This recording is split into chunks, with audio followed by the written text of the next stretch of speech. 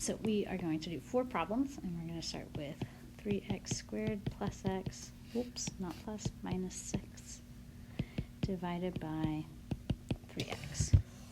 Now, we are dividing by a monomial.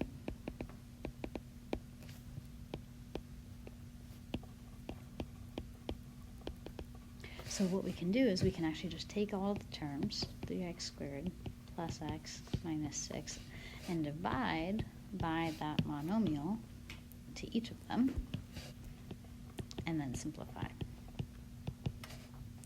So 3 divided by 3 is 1, x squared divided by x is x. Those cancel. We are left with a 1 on top, though. So plus 1/3, and 6 and 3 reduce to give me 2, so we get minus 2 over x. That is my final answer. Technically, we do need to say that x cannot be 0. For our second question, we've got m squared plus 4m plus 3 divided by m plus 1. Now, we can see if we can get this to factor, so that it would be m squared plus 4m plus 3 over m plus 1, like that. And then the top will factor to give me m plus 1, m plus 3 all over m plus 1. Monomial, or sorry, my binomials cancel here, and we are left with m plus 3, but we do need to say that m cannot be negative 1. So the trick is, sometimes they're not always going to cancel like that. So if we have this problem, we need to do something different. So first, let's go ahead and put it in standard form, so that this is going to be y squared minus 7y plus 2. And then we are still dividing it by y minus 3. And we are going to do long division for this. So we take y squared minus 7y plus 2, and we put it on the inside, and then we're dividing by y minus 3. And again, this is a binomial, so we're dividing the whole thing by it. And quickly, if we just go over and we'd say 124, let's say we want to divide that by 7. I'm going to see if I can divide 7 into 1. I can't, so I go over to 12 and say 7 into 12. I can do that once. 1 times 7 is 7, and I'm subtracting that to see how much is left over. So 12 minus 7 is 5. I bring down the 4. 7 can divide into 54 7 times. 7 times 7 is 49, and I'm going to subtract to find the difference. And we get 5. Now, we could continue by putting a decimal here and going on forever and ever, potentially, but we're just going to leave this as a remainder. But if we want to write it as a whole number, then we would take that 17 and say it's 17 and 5/7, because we're dividing by 7. Okay, so we have this process where we saw how many times 7 can go into that number, okay, and we wrote that up top, and we multiplied 1 times 7 to get this next number, and we subtracted. So we're going to completely repeat that process, but with polynomials. So I want to ask myself, how many times can y squared divide by y? So if I take y squared and I divide it by y, then that is the same as just y.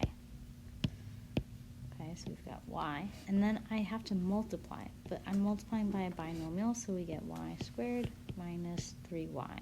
And then again, I have to subtract. Okay, so I'm subtracting the whole polynomial. Y squared minus y squared goes away.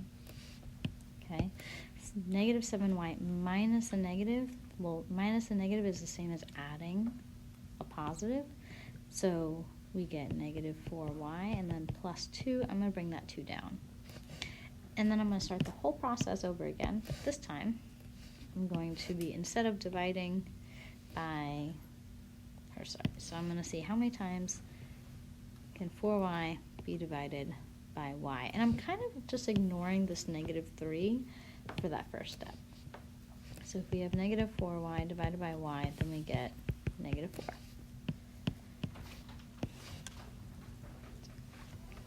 So Negative 4 goes here. I'm going to distribute this out. We get negative 4y plus 12. And if I'm subtracting, those go away. And 2 minus 12 is negative 10. I have a remainder, so my answer is y minus 4. Because it's negative, I'm going to put minus, and then 10 over my divisor, y minus 3. Okay, we're going to do one more problem. It's 3x squared minus 8 divided by x minus 2.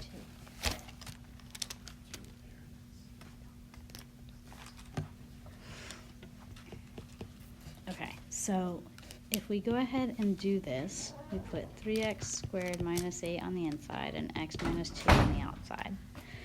If I take 3x squared and I divide it by x, then I get 3x.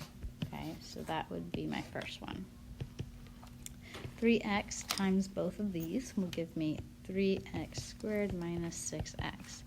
Now, unfortunately, when I go to subtract this, I have two terms here that are not like terms. So in order to prevent that, we're going to leave a little bit of space between, oops, let's try that again.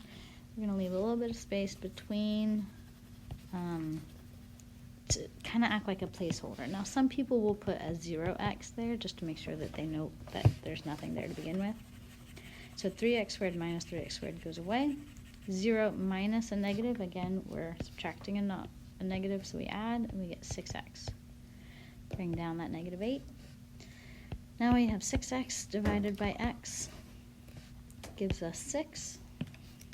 So plus 6, and then we're going to distribute again, and that's 6x minus 12, and we are subtracting, so 6x minus 6x is 0. Negative 8 minus a negative is the same as adding, so we end up with 4. Okay, so then we have, our answer will be that top part right here. So 3x plus 6, and then it's a positive 4, so I'm writing plus, and then it's all over x minus 2. Technically, I forgot to say that y can't be 3 up here, and x cannot be 2 down here. Okay, that's it for today. Let me know if you have any questions when you do the homework.